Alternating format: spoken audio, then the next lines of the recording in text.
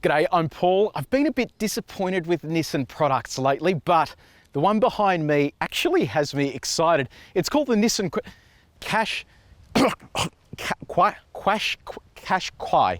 I don't know, it means horse with a white forehead, according to Wikipedia. But this one here is the top spec TI model.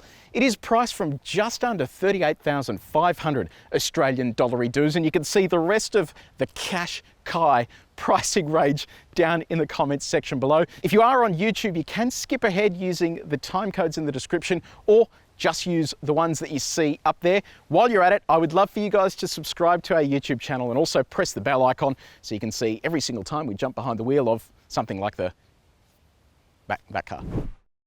Let's talk styling, because the stupid name aside, this is actually a really, really good looking car. Let's start with the front here. It kind of has that Nissan family grille on it. So it's got a bit of chrome there against the black, and it's really offset nicely with this color. It comes with the availability of 7 colors, and all but vivid blue, which is like the base color, is an extra $600.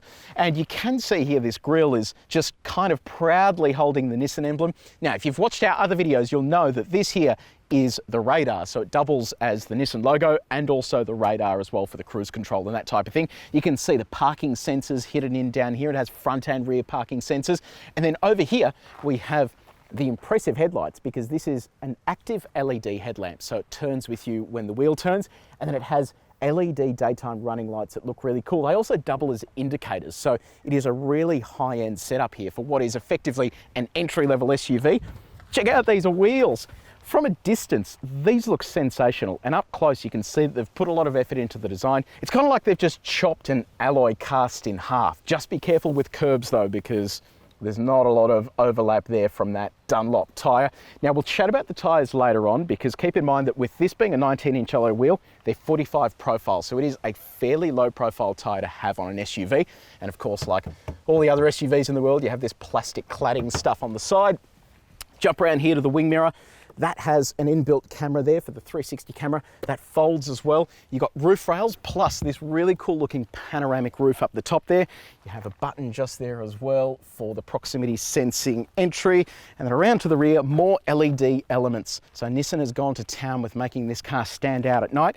And it is a really good looking rear end on it as well. Despite the fact this is a smaller SUV, it doesn't actually look too small or too big. It is like the perfect size, and then has that shark fin antenna up the top there as well. So overall, in terms of styling, this is a really good looking rig. So what about the styling inside the cabin here? Nissan, I think, has done a pretty good job here. It is a little bit on the bland side, but they've added some really cool highlights. So this whole section here stays virtually the same. The screen is about the same size, but has added functionality. I'll go through that soon. Then you've got piano black around the outside edges and this faux sort of carbon weave or whatever the hell that is. In terms of dashboard and the softness of the materials around here, we have our durometer here. It's a hardness tester. It goes from 0, which is soft, to 100, which is hard. So let's see what this dashboard is like. Let's give that a crack. Now, that's not too bad. It's about a 60, 61.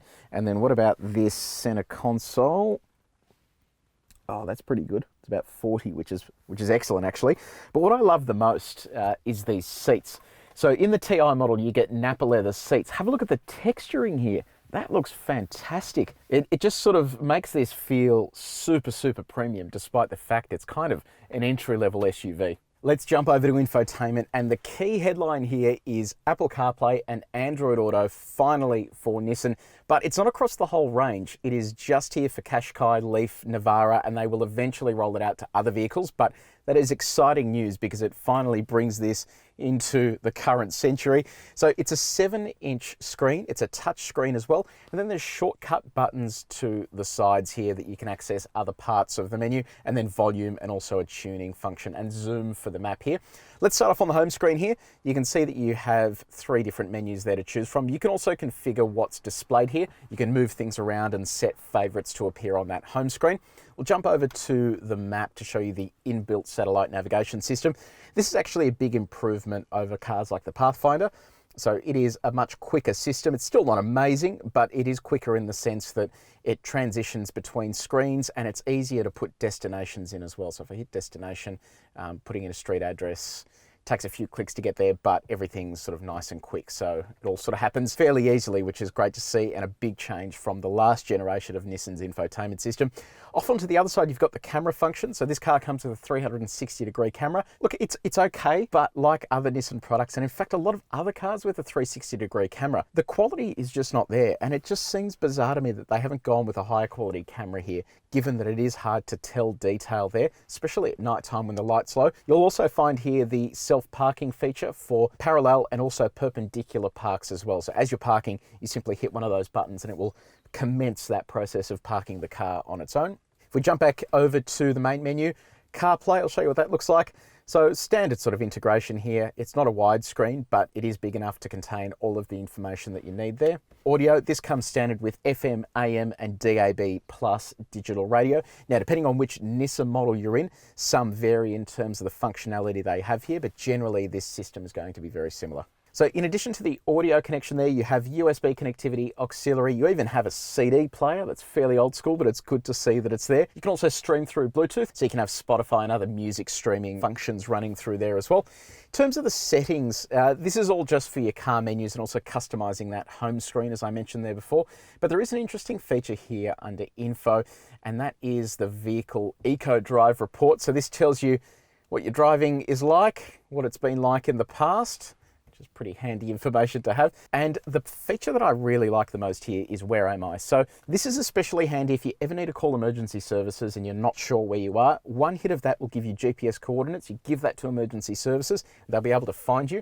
And then in addition to that, have a look at this. We're currently attached to 16, 17 satellites. So that's how we get our accurate position around the globe, which is really, really cool stuff. And it shows you how advanced cars are becoming. Enough about infotainment. Let's look at the rest of the features you're getting here in the top spec TI model. And it starts down here, dual zone climate control. It's a good system, works really well. Radar cruise control, so that allows you to keep a set distance between you and the car in front. Safety tech, we have autonomous emergency braking that works at city speeds, but also detects pedestrians. Auto dimming rear vision mirror, the 360-degree camera I showed you before, front and rear parking sensors, and then you also get rear cross traffic alert built into that system.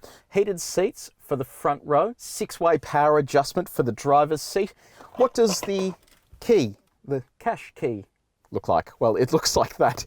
It is just a standard Nissan key, very lightweight, and then built into that key is your emergency entry key as well. And it has push button start and also proximity entry too. So it is jam-packed with features, and you're not going to be really missing out on anything if you do spend this kind of money. One thing I'm really not sure about though is why there's so many blank buttons down here. It's not like you can spend any more cash on a more expensive model. Let's talk practicality and storage. Let's start over here with the center console. You've got a deep center console. I can lose pretty much half my arm in there, which is pretty cool. And then it has a top section as well. So it's like a little tray for coins and keys and bits and pieces. Phone, where are you going to put that? Well, that can sit there, it can sit here. I wonder if we can fit it down the front. You can even fit it down there, and that's padded as well. That's where you can find a 12-volt outlet, and then in here you also have another 12-volt outlet plus the USB port plus the auxiliary port as well. Now, what about in here? How much room have we got? Hey, that's actually not too bad. It's nice and deep, that glove box, and then it's got a storage nook for the manual, which is handy. Let's see how we go with bottle storage. Fits in both of those very easily, and then inside the door you can fit a bottle plus enough room for other bits and pieces. I love this steering wheel. Have a look at this. It has a flat bottom on it. That feels super sporty, so it's nice to hold in the hand. The seats are comfy, these Napa leather seats. The only thing I'm not finding is much side bolster, so I kind of feel like I'm moving around here. I feel like they're built for bigger people than me. Before I get stuck into the features here in the second row, I have to call this out again. The panoramic roof looks absolutely sensational. I genuinely don't know any other cars in this price bracket that have a roof that looks that cool. So let me know in the comments below if you know of any other cars that I'm missing that offer something like that. Now, let's chat second row. You're still getting that cool looking Napa leather here with the ribbed seats for your comfort. You also get ISOFIX points on the two outboard seats. A center armrest here with two cup holders. See how well they work. They actually work really well. There's no air vents in the back here though, which is a little bit disappointing. You do get this storage nook here, no USB charging either. You've got mat pockets in the back of the seats and then bottle storage in the doors as well, but it literally just fits the bottle. There's nothing else you can put in there. Overall, it is actually a nice place to be seated. In terms of knee room, I've only got a tiny bit there, but plenty of toe room. Now this seat is in my normal driving position, which is generally quite far back. If you are a shorter person or have a driving position closer to the steering wheel, this is going to offer a bit more room, but it is good that you can fit adults here as well. And that panoramic roof doesn't eat into your headroom either, which is really good news. So it's not a mammoth SUV, but it's a pretty decent space back here, and it is versatile as well. So 430 litres of cargo capacity here, and then it goes up to about 1600 litres when you drop the rear seats. When I say versatile, this is kind of the thing Nissan is good at when it comes to cargo spaces.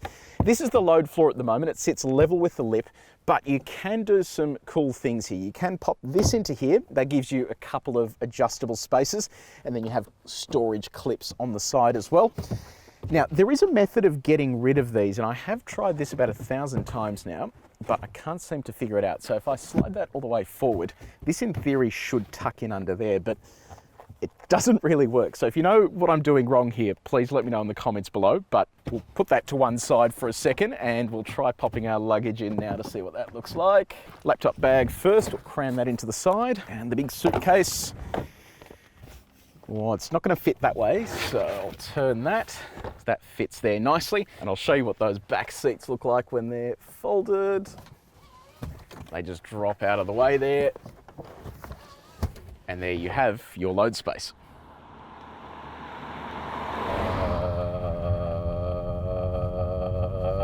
Can you hear that? That is the noise of the Nissan Qashqai as we drive along, because the suspension is probably a little too firm for an SUV like this. This is a pretty smooth road that we're driving on, and it is really firm. I'm feeling everything on there. It's quite brittle and just too much, I reckon, for a small SUV. Why is it driving like this? Well, it comes down to two things. It's the suspension tune, but also the fact that it's running those 19-inch wheels and the low-profile tires that I showed you guys earlier. That all culminates into a ride that is just on the firmer side of sporty, and it just doesn't need to be like that because this is not a sports car. What about the steering? Well, it feels pretty good, but there's probably a few too many turns lock to lock. And what I mean is you need to have more steering input than most other cars to make it go around a corner instead of it having a tight turning circle.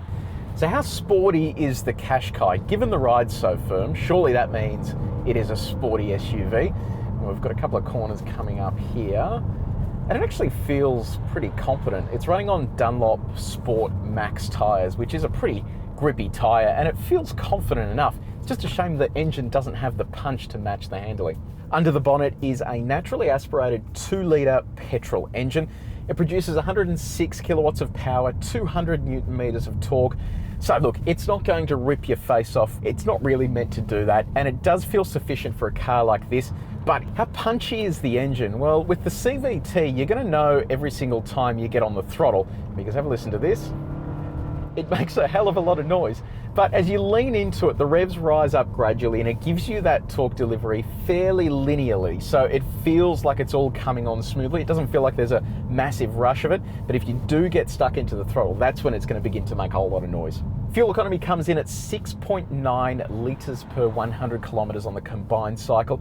We've been averaging around 7.5 to 8 litres per 100 Ks, so it is pretty close to where it needs to be and pretty fuel efficient for a car this size. If you ever do want to tow, you have 1,200 kilos of braked towing capacity available, but being a front wheel drive, it's probably not something I'd be rushing out to do. You have a bunch of really useful driver assistance tech here as well. In addition to that radar cruise control, you've got blind spot monitoring via this little thing here on the A-pillar. So that will light up whenever a car is in your blind spot. In terms of visibility, it's excellent out the front. The wing mirrors are really big, and then visibility out the back is pretty good as well. So that means when you're in and around the city and trying to park, it's going to be pretty straightforward. I also love the fact that you can hit the camera button and it will then show you when you've stopped and going at low speed what's happening on the left-hand side. So you're never going to end up curbing those wheels because you've got a camera looking down there the whole time. Noise inside the cabin here is actually really impressive. Even though you've got low profile tyres and a pretty sporty tyre as well, it doesn't intrude massively, even on coarse chipped surfaces. And aside from the engine roaring into the cabin every now and then, it's actually a pretty quiet place to be seated.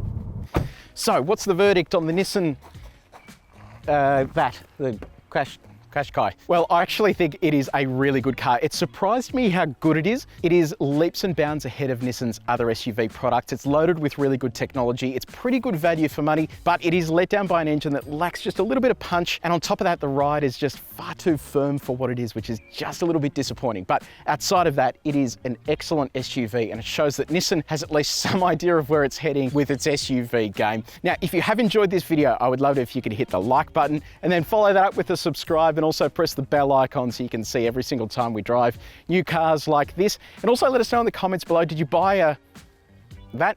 And then what did you think of it? Is it a good car to drive? What's it like to own? Is it expensive? All that kind of stuff. We love hearing about it. Until next time, drive safely.